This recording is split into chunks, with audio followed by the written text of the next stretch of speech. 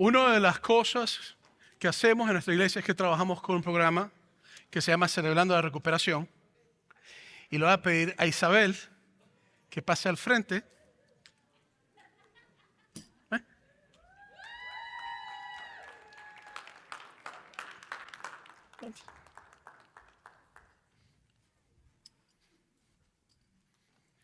Porque quisiera rápidamente entrevistarla. No más de 2 minutos, Isabel.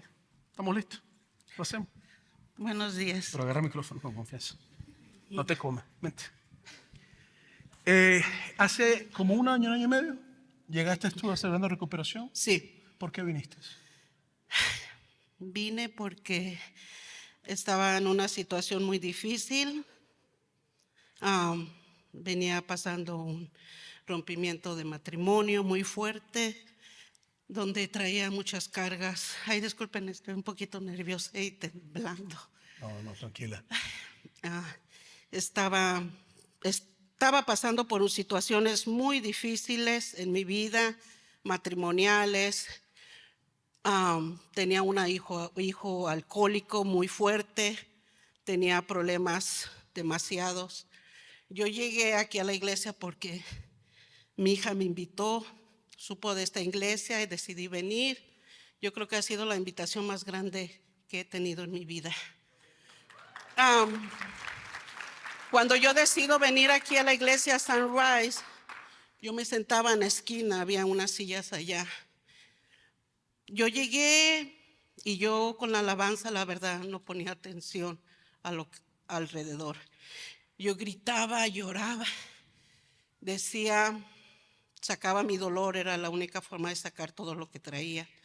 En el transcurso de mi camino aquí en Sunrise, un día el pastor invita que hay unos grupos a los cuales celebremos la recuperación. Decido participar. Dije, pues están hablando de alcoholismo, voy a ver si puedo ayudar a un hijo de 30 años. ¿Cómo puedo ayudarlo? Entonces vengo, participo, empiezo a venir, pero ¿saben qué?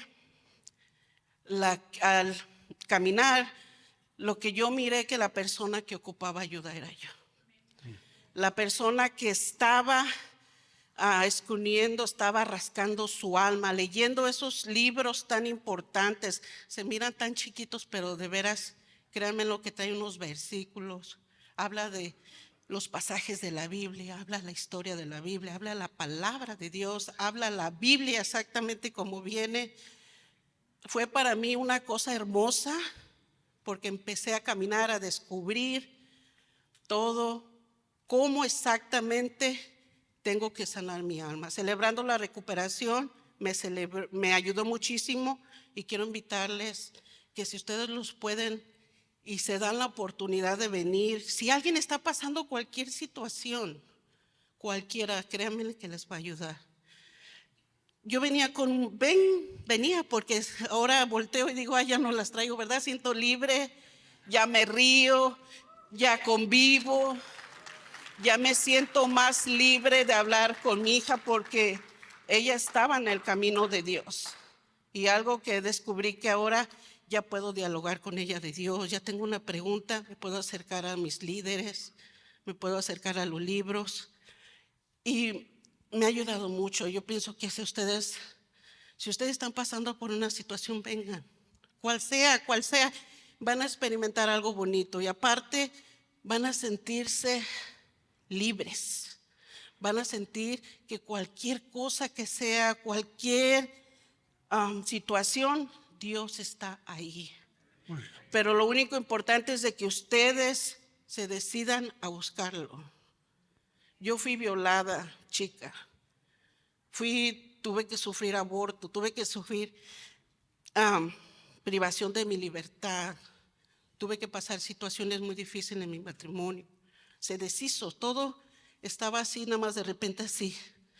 Llegué a un momento en que me quería suicidar. Yo le hablé a mi hija y no le dije directamente porque hasta para eso era cobarde, ¿verdad?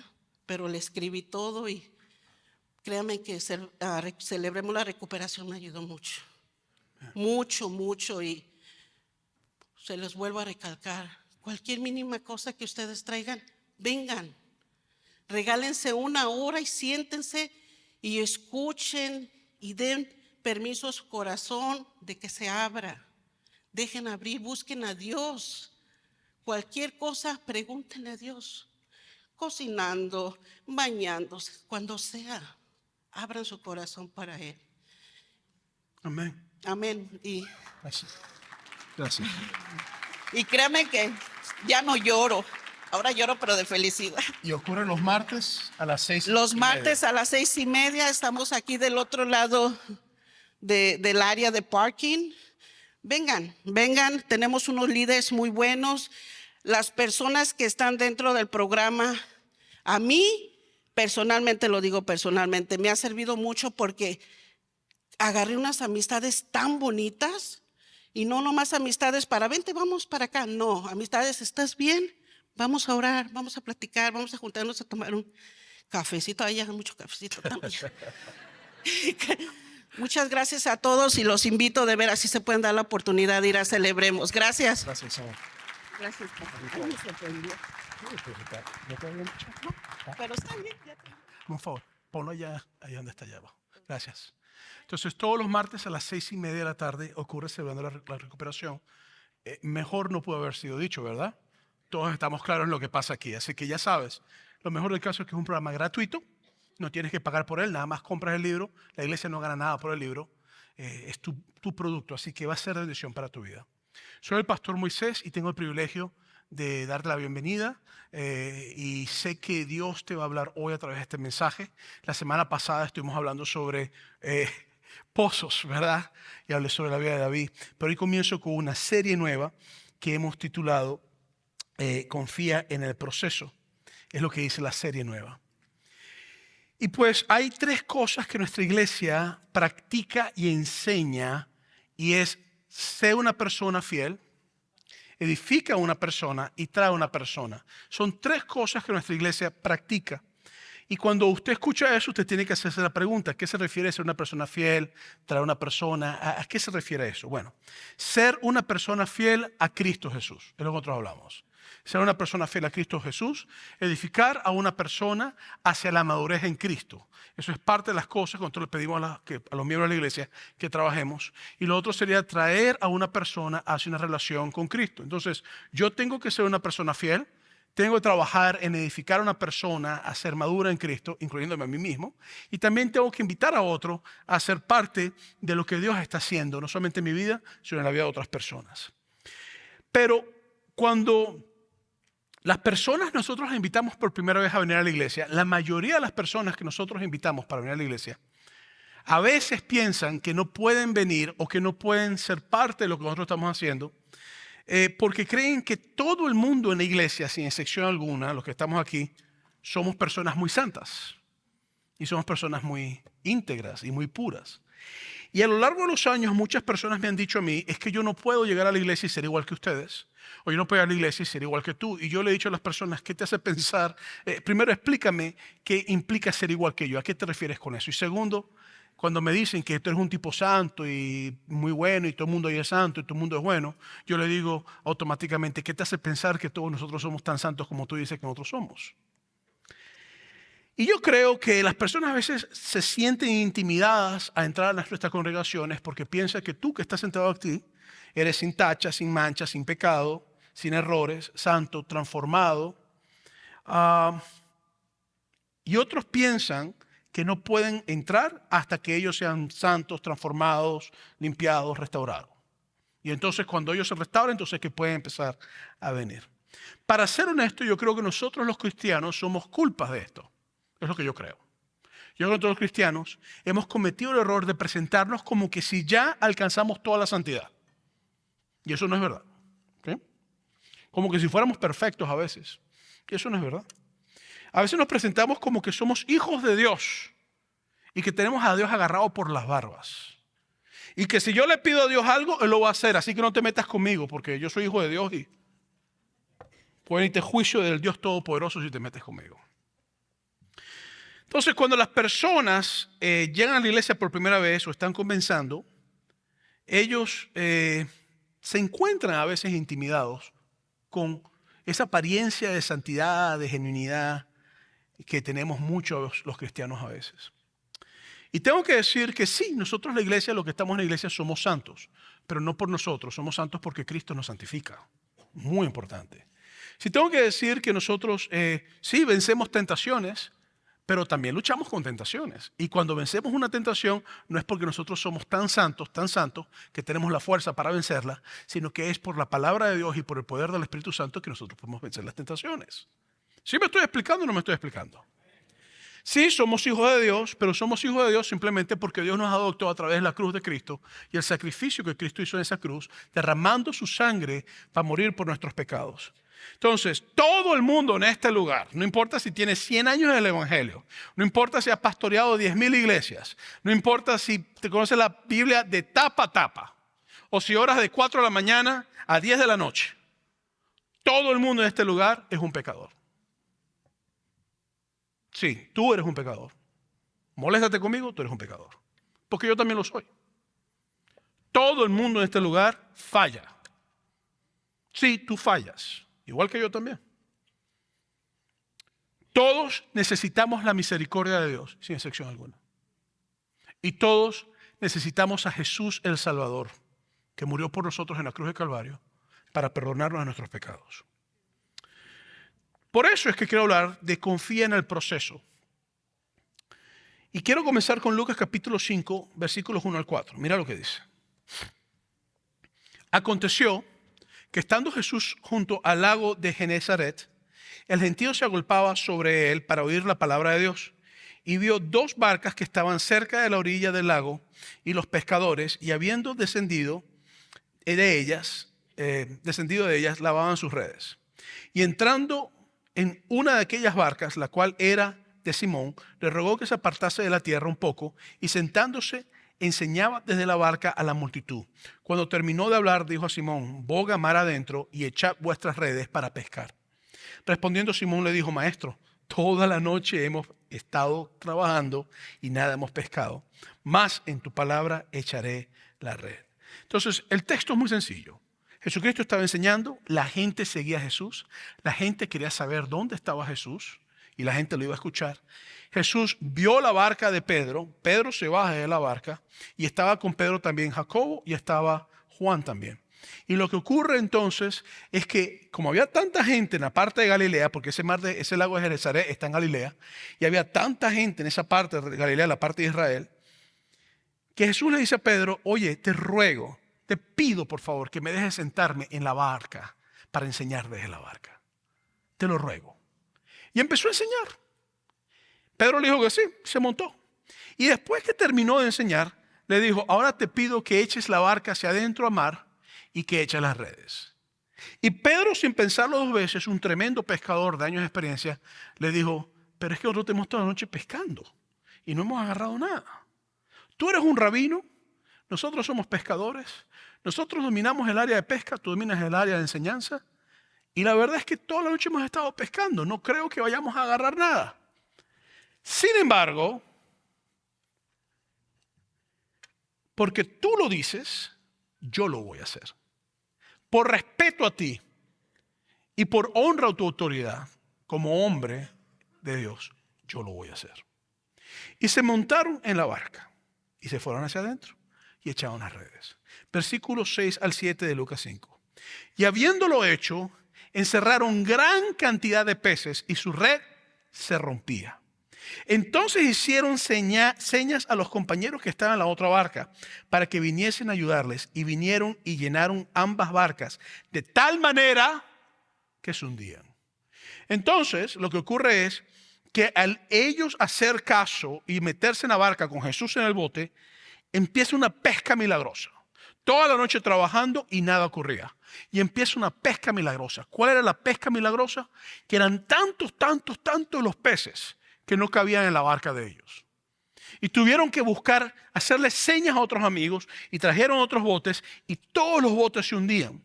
Entonces, ¿qué reacción crees tú que ocurriría a unas personas que son tan sabios en la pesca y de repente tienen ellos o a veces cómo empieza a hundirse un bote después de haber pescado toda la noche, y cuando le dijeron a la persona que le dijo que echara las redes: no lo vamos a hacer, o lo vamos a hacer porque tú dices, pero en realidad sabemos que esto no va a funcionar? ¿Qué reacción podría tener Pedro? Muy bien.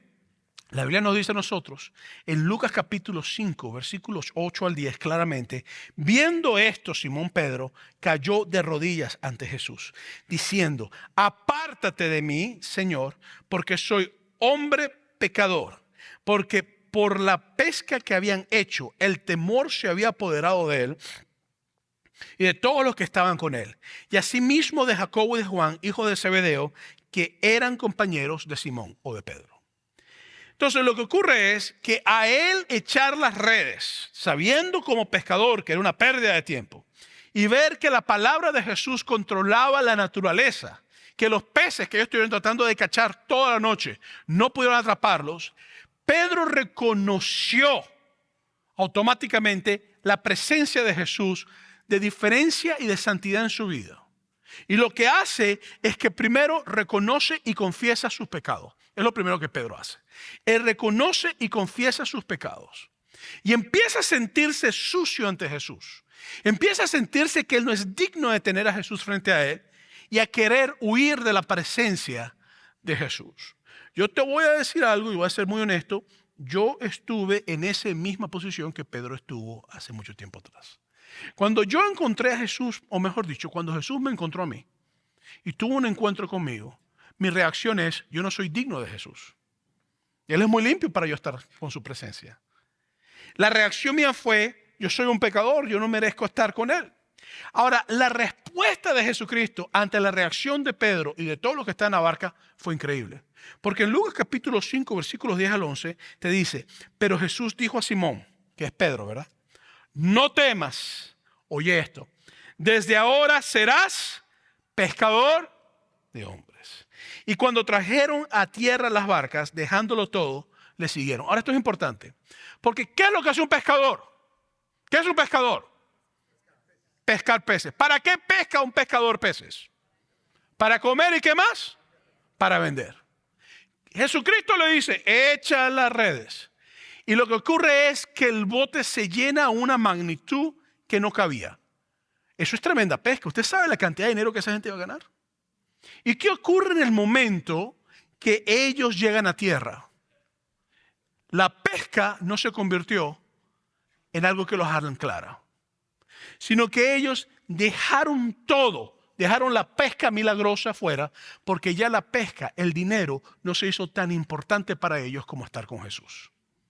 ¿Me estoy explicando o no me estoy explicando?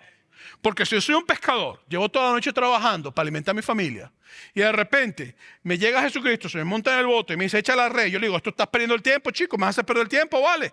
Y Cristo me dice, hazlo. Y yo digo, ok, porque tú lo dices, lo voy a hacer. Y yo agarro una pesca gigantesca, yo quiero vender esos peces. Porque yo soy un pescador que se alimenta de vender peces.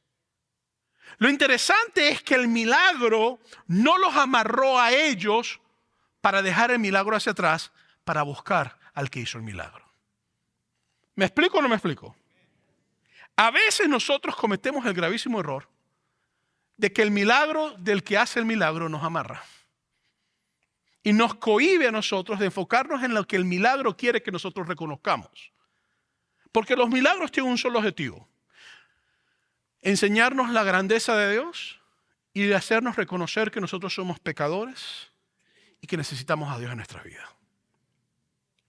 Entonces, si yo me enfoco tanto en el milagro, en vez de enfocarme en el que hace el milagro, yo hubiera quizás quedado y hubiera vendido los peces y me hubiera hecho tremendo negocio. Y me hago la pregunta, ¿cuál sería la actitud de Jesús que los llevó de temor a confiar? Porque Jesucristo pudo haber hecho el milagro de haber dicho, ustedes son unos pecadores, ustedes no tienen la capacidad de estar en mi presencia, ustedes son cochinos, son sucios. Hay cristianos que actúan así, ¿eh? Hay cristianos que predican, hablan a las personas de Jesús y hablan con una santidad que ellos no tienen. Y la gente los ve y la gente dice, oh, me siento sucio. Entonces el asunto es que la actitud de Jesucristo no fue de condena, no fue de rechazo, no fue de maltrato. La actitud de Jesucristo fue, no temas, relájate, vale. Tómate un café con leche. Relájate, chico. A partir de ahora, por haber reconocido lo reconociste y tener arrepentimiento que tiene tu corazón, a partir de ahora te hago pescador de hombres. te invito a que trabajes conmigo. A partir de ahora, yo te doy a ti la bendición de estar conmigo. Entonces, Jesús los invitó a ser pescadores de hombres. ¿Bajo qué condición? ¿Eran perfectos? No. ¿Eran pecadores? Sí. El problema es que a veces nosotros las iglesias queremos invitar a las personas con un nivel de perfección que nadie tiene. Nadie lo tiene. Pastor, yo tengo 100 años en el evangelio, te felicito, dentro de poco te vas a morir, porque si tienes años en el evangelio, te vas a morir dentro de poco. Has alcanzado mucho. La pregunta que te hago, ¿preparaste ya las cosas para el funeral? Lo que quiero decirte es que Jesucristo no los condena, sino que siendo ellos pecadores los invita. Mira, Jesucristo invita a los alcohólicos, siendo alcohólicos. A los brujos, siendo brujos. A los mujeriegos, siendo mujeriegos. A los infieles, siendo infieles. A las mujeres que son promiscuas, siendo promiscuas. Invita a los mentirosos, siendo mentirosos. A los homosexuales, siendo homosexuales. A los religiosos farisaicos, que son tan santos que en el cielo no caben porque son más santos que el cielo. Dios los invita siendo así. ¿Para qué? Para que los sigan a Él.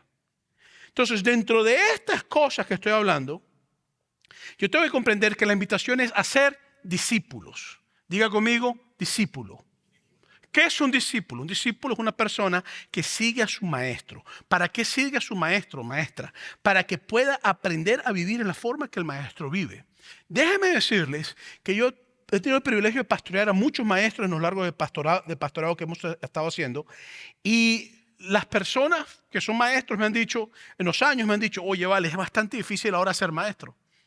Porque antes, a ver, aquí hay unas personas que nacieron en los años 40, en los años 50, en los años 60. ¿Alguno de ustedes le pegó un maestro una vez? ¿Sí o no? Ah, algunos sí le pegó un maestro, ¿verdad? Porque antes los maestros le pegaban a los niños. Eso pasó. Hoy en día los niños le pegan a los maestros. ¿Sí me explico? ¿Sí o no? Hoy en día los maestros me dicen a mí, pastor, tengo un niñito mal portado, llamo al papá, llamo a la mamá y el papá me insulta al entrar del niño. Pero en la época de Jesucristo no era así. En la época de Jesucristo la forma en cómo pasaba era distinta. La gente honraba a sus maestros y los seguía. De hecho, había una práctica que se hacía donde el pupilo o el estudiante o el discípulo inclinaba su oído cerca del corazón del maestro para escuchar su palpito del corazón, su palpitar, para poder decir, hasta aún mi corazón palpita acorde al tuyo. Entonces, cuando Pedro deja todo y no le importa la pesca, lo que está diciéndole a Jesucristo es, yo te sigo porque a partir de ahora yo acepto que tú seas mi maestro. La segunda cosa es que normalmente en la época de Jesucristo, los maestros eran los que escogían los discípulos. Y no los discípulos los maestros. Y normalmente ningún rabino o maestro judío buscaba a gente como Pedro. Siempre buscaban a la gente culta, los inteligentes, los más estudiados, los que podían traer algo bueno a la conversación. No un pescador que era considerado entre las clases sociales una de las más bajas de la época de Jesucristo. A Jesucristo no le importa tu estatus social, no le importa el color de tu piel, no le importa si eres hombre o mujer. No le importa si estás viviendo en pecado o si te has arrepentido de tu pecado. Jesucristo te invita tal cual y como tú eres a que le sigas. Y la invitación es para que tú seas su discípulo, para que tú puedas llegar a conocerle, a encontrarle. En Mateo 4, 19 al 20, la misma historia te dice, y le dijo, venid en pos de mí, así síganme y os haré pescadores de hombres. Ellos entonces dejaron al instante las redes y le siguieron. Ya lo leí en Lucas también. La acción de dejar todo para seguir a Jesús me deja saber a mí que ellos decidieron seguirle a Él como su maestro. Y escogió a 12. Entre todos los discípulos que Cristo tuvo, escogió a 12. Ojo, porque la gente dice, los escogió para liderar la iglesia. No, señores, los escogió para que los mataran. ¿Ok? Vamos a hablar las cosas como son. Los escogió para que ellos fueran grandes líderes de la iglesia. No. Si usted estudia la forma en que estos 12 personas murieron, y él les dijo, a uno le dijo un momento, vas a poder beber la copa que yo bebo, otras vas a poder morir la muerte que yo muevo. Y dijo, sí, la vas a morir. Los 12 discípulos fueron escogidos para que dieran su vida por Jesús literalmente. ¿Quiénes eran? Pedro, el del bote, Andrés, Santiago o Jacobo, Juan, Felipe, Bartolomé, Tomás, Mateo, Santiago o Jacobo también, otro igual, dos nombres iguales, pero no mismo. Uno de estos era hermano de Jesús, si no me equivoco. Mateo, Simón el Celote y Judas Iscariote, el que entregó a Jesucristo. Pero también no solamente escogió a hombres, sino también escogió a mujeres. En Lucas capítulo 8, 1 al 3 dice: aconteció después que Jesús iba por todas las ciudades y aldeas, predicando y anunciando el evangelio del reino de Dios, y 12 con él, los 12 personas que mencioné. Y algunas mujeres que habían sido sanadas de espíritus malos y de enfermedades. María, que se llamaba Magdalena, de la que habían salido 7 demonios. Entonces María Magdalena estaba endemoniada y Jesús la liberó. De la que habían salido 7 demonios. Juana, mujer de Chuza, intendente de Herodes. Es una mujer que está en una posición política elevada por su marido. Y Susana y otras muchas que servían de sus bienes, le servían de sus bienes. Después de Mateo 27, versículo 55 adelante te dice: estaban allí muchas mujeres mirando de lejos, las cuales habían seguido a Jesús desde Galilea, sirviéndole, entre las cuales estaban María Magdalena, María la madre de Jacobo y de José, y la madre de los hijos de Zebedeo. Entonces lo que te está diciendo a ti es que la invitación de Jesucristo es para hombres y para mujeres. Y que todo el mundo puede ser discípulo de Jesucristo sin importar la situación que tenga. Porque no tienes que cambiar para llegar a Jesús. Una vez que tú estás en Jesucristo, Jesucristo empieza a cambiar tu corazón. La gente piensa que tiene que cambiar para venir a la presencia de Jesús. No, no, no, no. Tú vienes tal cual como eres. Y entonces cuando estás en la presencia de Jesús, Jesús empieza a cambiar tu corazón. Porque ocurre lo que ocurrió con Pedro. Te convences de pecado. Te convence de que tienes que ser transformado. Te convence de que tienes que ser restaurado. ¿Sí me estoy explicando hoy o no me estoy explicando hoy? ¿Sí? Ok, gloria a Dios. Entonces, cuando tú sigues leyendo, Jesucristo le dice a sus discípulos, hombres, mujeres, a todos, en Mateo 28, 19 al 20 le dice: por tanto, id y haced discípulos a todas las naciones, bautizando en el nombre del Padre, del Hijo y del Espíritu Santo. Ahí tenemos el bautisterio. Si hoy te quieres bautizar, al finalizar el servicio te podemos bautizar. Y el Espíritu Santo, enseñándoles que guarden todas las cosas que os he mandado, y aquí que estoy con vosotros todos los días hasta el fin del mundo. Amén. Entonces, Jesucristo le dijo varias cosas. La primera fue: vayan. Di conmigo, vayan. La mejor traducción de ir es vayan, oyendo. ¿Por qué? Porque no es una acción que yo hago un momento determinado solamente, es una acción que yo hago a medida que yo voy viviendo mi vida. Es decir, yo voy actuando, yo voy moviéndome, yo voy predicando, yo voy enseñando. ¿En dónde? En mi casa, en la iglesia, fuera de la iglesia, en el mecánico, en el parque, en el juego, en el trabajo. Donde yo vaya, Dios me manda a ser discípulo. Esa es la primera. La segunda cosa es hacer discípulos. Dios me manda a mí a ser discípulo. Es decir, que así como yo acepto la invitación de Cristo, ahora yo estoy invitado ahora a invitar a otros a que caminen conmigo con Jesús. Entonces, a ser discípulos, a hacer la misma invitación que yo recibí de seguir a Jesús a otras personas. ¿Para qué? De todas las naciones. Mire, señores, en el Evangelio no puede existir racismo. No puede existir racismo. Esto es bien importante. Ni puede existir clasismo tampoco, aunque existe desgraciadamente. Ni sexismo tampoco. Hombres, tú no eres mejor que una mujer. Sácate eso de la cabeza. Mujeres, tú no eres mejor que un hombre. Sácate eso de la cabeza. Ricos, tú no vales más que un pobre. Sácate eso de la cabeza. Pobre, los ricos no son malos. Sácate eso de la cabeza. Hispanos, los gringos no son el diablo. Sácate eso de la cabeza. Gringos, los hispanos no somos sus sirvientes. Sácate eso de la cabeza. En Cristo Jesús no hay ni judío ni griego, ni gringo ni latino, ni hombre ni mujer, ni esclavo ni pobre, ni rico. Todos somos iguales. Entonces la invitación de Cristo es a todas las naciones. Y nos dice bautizarlos a las personas en el nombre del Padre, del Hijo y del Espíritu Santo, que es la forma en que Cristo nos dijo que bautizáramos. Por eso cuando nosotros bautizamos en el nombre del Padre, del Hijo y del Espíritu Santo, hablando que el Padre envía al Hijo, el Hijo muere por nosotros en la cruz del Calvario y el Espíritu Santo nos revela al Hijo. Eso es lo que Cristo nos manda a hacer a nosotros. Porque el bautismo, lo que ocurre es que la persona que se bautiza dice: yo quiero ser un discípulo de Jesús. Está diciendo: yo voy a descender al agua, es un acto simbólico. En el agua me cubre, es como que yo muero a mis pasiones y salgo como resucitado básicamente. Es un acto simbólico de obediencia. Entonces, Jesucristo también nos dijo que la evidencia de ser discípulos de Él se basaba en la forma en que yo amaba a las personas. Por ejemplo, en Mateo 22:37 dice, Jesús dijo, amarás al Señor, a Dios con todo tu corazón y con toda tu alma y con toda tu mente. Este es el primero y grande mandamiento. Y el segundo es semejante, amarás a tu prójimo como a ti mismo. De estos dos mandamientos depende toda la ley y los profetas. Después, en Juan capítulo 13:35 dijo, en esto conocerán todos que sois mis discípulos si tuvieres amor los unos por los otros. Y después en Juan 14:15-16 dice, si me amáis, guardad mis mandamientos y yo rogaré al Padre que os dará otro consolador para que esté con vosotros para siempre. Mira, la única y verdadera evidencia que tú eres un discípulo de Jesucristo no es el tamaño de la Biblia que tú tienes. No es los 100 años que tienes dentro de la iglesia. Hay mucha gente que viene a la iglesia y no son cristianos. No es el conocimiento bíblico que tú tienes. ¿Tú sabes quién sabe la Biblia más que nosotros? Y te lo compruebo. Si quieres, me invitas a un café. Aunque últimamente no tengo tiempo para comer café, pero podemos hablar otro día. Pero te voy a hablar en serio. Satanás conoce la Biblia más que nosotros a veces. Y no es discípulo. La única evidencia de que yo soy discípulo es la forma en que Dios trabaja su amor en mi vida por mi prójimo. Cuando yo estoy buscando ser discípulo de Dios y tengo conflictos con personas o odio a personas o detesto personas o las personas me han hecho mal, Dios empieza a trabajar eso conmigo. No es fácil, pero Dios lo trabaja. Jesucristo dijo que la gente iba a saber que éramos discípulos de Él en la forma en que nos amamos los unos a los otros.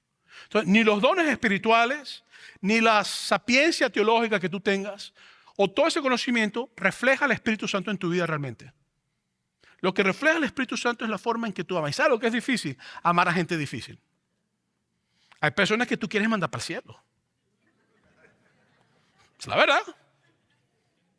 Diosito, te lo mando con hacha, con cuchillo, con pistola, con escopeta, con veneno, con almohada y bate. Esa es la forma venezolana. Con almohada y bate, para que no haya marca. ¿Cómo te la mando, Diosito? ¿Cómo te lo mando, Diosito?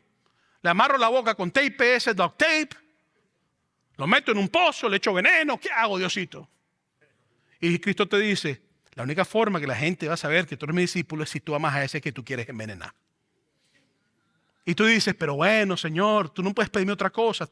Que ame a mi perrito que tengo en la casa, que me mueve la colita cada vez que yo llego a la casa. Que ame al portugués, al panadero, al italiano, que me sirve mi cafecito bien rico. En la panadería. Y Cristo te dice, no. La forma que se aman unos a otros, así saben cómo eres mi discípulo. Esto es fuerte, porque hay personas que es difícil amarlo. Hay personas que es más fácil odiarlos que amarlos. Y Él dice que si amamos a Él, guardamos sus mandamientos. Y uno de los mandamientos de Jesucristo es que amemos a Dios con todo nuestro corazón y a nuestro prójimo como a nosotros mismos. Y que la gente va a saber que nosotros somos discípulos de Jesucristo a medida que nos amamos unos a los otros. Entonces, el discípulo de Jesús recibe al Espíritu Santo y el Espíritu Santo le ayuda a amar a la gente difícil. Porque tú solo no vas a lograr amarlos. Te lo digo por experiencia. Sin el Espíritu Santo, yo no pudiera amar a mucha gente. Y creo que mucha gente no pudiera amarme a mí tampoco sin el Espíritu Santo. Porque a veces no son ellos los difíciles. A veces los difíciles somos nosotros. ¿Sí o no? Ok. Entonces, ¿cómo podemos nosotros ser discípulos de Jesucristo? A mí me encanta lo que dijo Jesucristo en Apocalipsis capítulo 3, versículo 20. He aquí yo estoy a la puerta y llamo. Si alguno oye mi voz y abre la puerta, entraré a él y cenaré con él y él conmigo. Cuando Pedro se encuentra con Jesucristo, en el capítulo 5, versículo 10 al 11 dice, pero Jesús le dijo a Simón, no temas, desde ahora serás pescador de hombres. La primera forma de yo ser discípulo de Jesucristo es reconocer la invitación cuando Jesús está llamando a la puerta. Sencillo. Nosotros siempre decimos, encontré a Dios. Dios nunca ha estado perdido. Dios siempre ha estado en el mismo lugar. El que se ha perdido ha sido tú y yo. Nos hemos descarriado de lugares. No hemos vivido la vida como tenemos que vivirla. Lo hermoso es que Pedro estaba en esa barca pescando haciendo sus negocios, y Cristo fue a donde él estaba. Lo hermoso es que Dios va y te busca donde tú estás, aunque tú no le busques a él. El Espíritu Santo se mueve en los lugares donde tú menos esperas. Yo conozco a pastores que se convirtieron en un bar bebiendo con borrachos. Y un borrachito que estaba apartado les predicó. Y ellos se arrepintieron del bar y más nunca volvieron a emborracharse. Y se convirtieron en grandes personas de Dios. Yo conozco a un muchacho que se convirtió en un momento de tráfico de drogas, donde uno de los que estaba consumiendo droga le dijo, nunca consumas esto. Yo antes predicaba en la iglesia, hacía esto y esto y esto y esto. Y le empezó a predicar y él se convirtió con el muchacho. Y después le ayudó al muchacho que le vendía droga. Y los dos empezaban a servir a Cristo. A ti Dios te puede alcanzar en lo más bajo porque ahí está Dios. Tú piensas que Dios es muy puro y muy santo para no entrar en los lugares donde hay pecado. Esos somos nosotros los cristianos, que somos tan santos que no nos juntamos con los pecadores. El problema es que todos somos pecadores. ¿Me estoy explicando bien hoy o no? ¿Puedo escuchar un gloria a Dios que Él lo merece?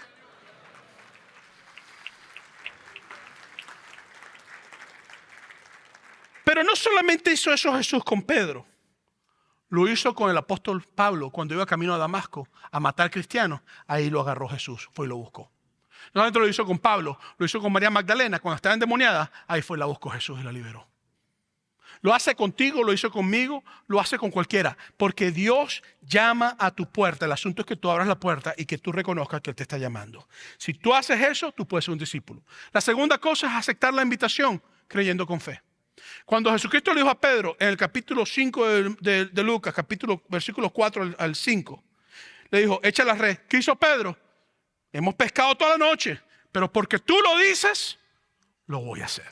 Creyó, aceptó la invitación. Para ser un discípulo yo tengo que aceptar la invitación. ¿Cuál es la invitación? De hacer lo que Jesucristo me está diciendo que yo haga. Aunque yo crea que no va a hacer, yo tengo que creer por decisión de que voy a hacer lo que Cristo me ha dicho que haga. Y entonces la decisión se convierte en fe, aunque yo no lo crea. La tercera cosa es reconocer el pecado en nuestras vidas.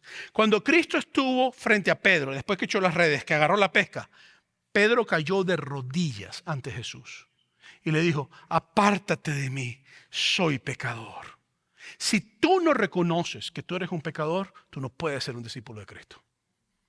Pastor, yo no bebo. Ok, te felicito. Pastor, yo no fumo. Perfecto, te felicito. Pastor, yo soy moralmente sexual limpio. Te felicito. Pero hay otro tipo de pecados que son igualitos de malos, que bebe, fumar y hace otras cosas, como el chisme. Como la murmuración. Como criticar. Como guardar rencor. Como no poder perdonar. Como el orgullo. Como la apatía hacia la gente en necesidad. Como la avaricia. Como el falso espíritu de santidad que se mueve entre los cristianos. Pastor, yo soy puro, puro, puro, puro, puro. Por algún lado tienes que cojear. Todos cojeamos de un lado. No hay nadie que no coje. Yo voy a la presencia de Dios diariamente y le digo, este está cojeando hoy. Porque si yo no hago eso diariamente, la cojeada se va a convertir en un problema para caminar después. Pero de pensar que tú eres tan santo, que tú eres ya limpio, inmaculado, que tienes hasta ya un nicho en el cielo ya para ti esperándote. Con velitas y todos para que te las prendan allá arriba en el cielo. Es una de las mentiras más grandes que Satanás quiere que tú creas de ti mismo. La Biblia dice que la justicia de nosotros son trapos de inmundicia ante la presencia de Dios. Te lo traduzco al español. Toallas sanitarias es lo que dice en el hebreo. Lo que las mujeres usan. La Biblia dice que no hay ni uno solo que sea digno para entrar a la presencia de Dios. Solamente el Hijo de Dios fue el que nos dio entrada a la presencia de Dios. Iglesia, santidad falsa es del diablo, no es del Espíritu Santo. Métase eso en la cabeza.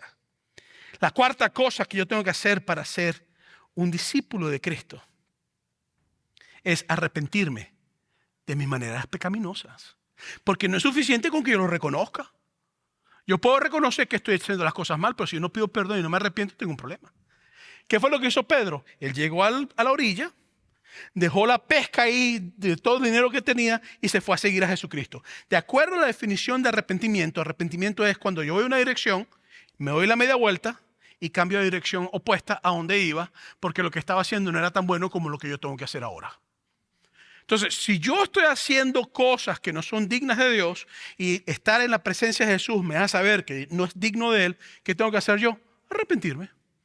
¿Qué implica arrepentirme? Un cambio de dirección. No existe arrepentimiento sin cambio de dirección, para que sepan. Cuando tú empiezas a llorar y a hablar que estás haciendo algo malo y no te arrepientes y no cambias de dirección, eso no es arrepentimiento, eso es remordimiento. Muy distinto. Remordimiento es algo que te hace sentirte mal por lo que haces, pero no hay una decisión de un cambio. En el arrepentimiento hay un cambio. Un cambio no fácil, pero hay un cambio. A veces cuando hay ataduras de adicciones, no es fácil ese tipo de cosas, pero se puede hacer. Con ayuda, con comunidad y sobre todo con la presencia del Espíritu Santo se puede hacer. Por eso es que yo tengo que comprender entonces que llega a un quinto paso que yo tengo que seguir. Una vez que yo me arrepiento, entonces vivimos para seguir a Jesús. Soy un discípulo ahora porque yo estoy siguiendo a Jesús. Yo he tomado la determinación de seguir a Jesús. Y entonces puede pasar lo que Cristo le dijo a Pedro en Lucas capítulo 5, versículo 10. Desde ahora serás pescador de hombres. Dios no te ha llamado a arrepentirte para que tú vayas solo al cielo. Dios te ha llamado a arrepentirte para que tú pesques a otros hombres y mujeres para ir al cielo. Quiero invitarte hoy a varias cosas.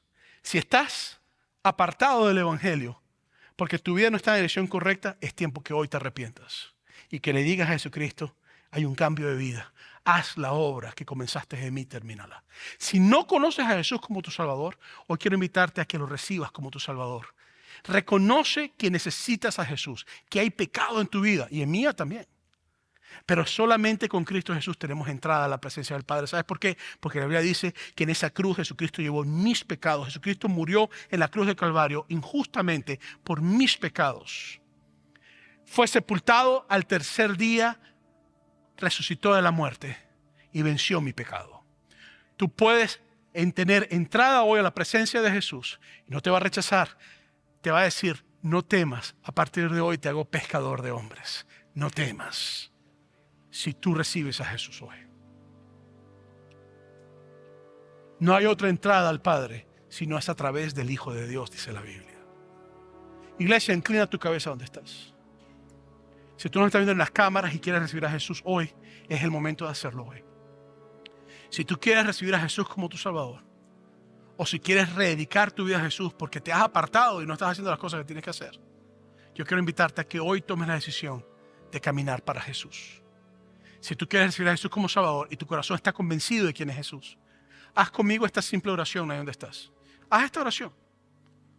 Haz esta oración. Padre, te doy mi vida. Gracias por el sacrificio de Jesús que se dio por mí. Perdona mis pecados. Límpiame con ese sacrificio de la cruz de Calvario. Quiero ser tuyo. Soy tuyo. Te reconozco como mi Salvador. Lléname del Espíritu Santo. En el nombre de Jesús te lo pido, Señor. Amén y amén.